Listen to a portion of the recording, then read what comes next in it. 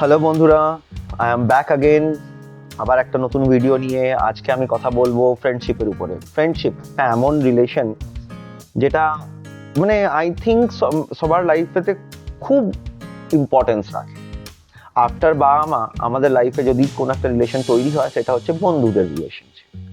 বন্ধুদের সাথে আমরা লাইফটাকে দেখতে শুরু করি, ওদের ওদের সাথে লাইফের প্রত্যেকটা জিনিস এক্সপিরিয়েন্স করতে শুরু করি বন্ধুদের সাথে। গুড ব্যাড যাই হোক, বন্ধুরা সবসময় আপনার সাথে থাকে। এর মধ্যে কিছু কিছু বন্ধুরা এমন থাকে যাদের সাথে একটা আলাদা টাইপের কানেকশন হয়ে যায়, অ্যান্ড দ্যাট ইজ আনব্রেকেবল। মানে ওটাকে ভাঙা ইম্পসিবল। চাহে ওরা যতই আপনার থেকে দূরে হয়ে যাক, চাহে আপনি বছরের পর বছর ওর সাথে দেখা না হয়, বাট তারপরেও যখন একটা কল আসে আর ওর আওয়াজটা শুনেন না, তখন মনে হয় কি আর আমরা তো মানে সেই কানেকশনটা ফিল হয়। মনেই হয় না কি আমরা এত বছর ধরে কথাবার্তা বলি না। আদারওয়াইজ নাহলে আজকালের জামানা তো আপনারা জানেনই, সবাই নিজের নিজের ধান্দা গুটাচ্ছে।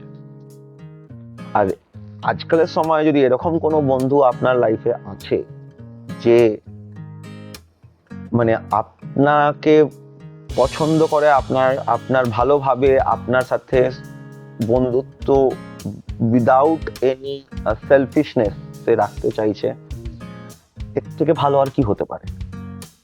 এরকম একটা মানুষ যদি আপনার বন্ধু হয় না, that is much better than 10 people, 10 জন যে আপনার সাথে রেগুলার কথা বলছে এবং প্রিটেন্ড করছে কি তারা আপনার বন্ধু। এই এই টাইপের বন্ধুত্ব যাদের সাথে হয় না, তারা কোথাও না কোথাও মনে একটা স্পেশাল পজিশন হোল্ড করে। কেন? ওরা আপনাকে আপনার থেকে বেশি চিনে। ইভেন কিছু কিছু বন্ধুরা তো এমন হয় যারা আপনাকে আপনার বাবা মার থেকে হয়তো বেশি চিনে।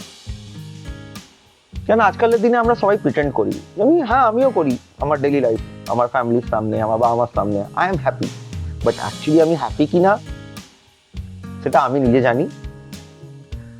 আর আমার কয়েকটা বন্ধু আছে যারা আমার আওয়াজ শুনলে পর্যন্ত বুঝে যায় কি yes I am not happy and something is bothering me. So এই টাইপের বন্ধুদেরকে না স্যালিউট। আর আপনাদের লাইফে যদি এরকম কোনো বন্ধু থাকে, তাকে নিশ্চয়ই জানাবেন সে আপনার লাইফে কতটা ইম্পর্টেন্ট। Nothing wrong. আজকে আমরা যারা আমাদের লাইফে ইম্পর্টেন্ট নয়, আমরা তাদের পিছনে তেল মারতে থাকি, আর তাদেরকে আমরা 10 বার বলি আই এম ইউর ফ্রেন্ড, আমি আমি তোমার বন্ধু, আমি তোমার ভালো ভাবি, বাট যার জন্য অ্যাকচুয়ালি ফিল করি তাকে আমরা বলতে বলি না। Don't take them for granted. সময় থাকতে বলে দিন। আজকে আমার ওই দুটো বন্ধু, আজকে আমরা আলাদা জায়গায়, সবাই অন্য অন্য জায়গায়, সবাই নিজের লাইফে বিজি, বাট স্টিল আজও যখন আমরা এক দুসরাকে ফোন করি, 5-6 বছর দেখা হয় না, বাট তাও বছরে একবারই ফোন হয়, তাও মনে হয় কি আর আমরা তো কাছেই আছি।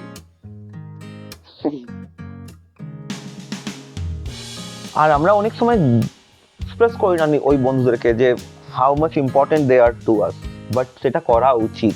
বিকজ আজকালের লাইফে না সবাই খুঁজে যে কেউ কারোর জন্য একটু ইম্পর্টেন্ট হোক।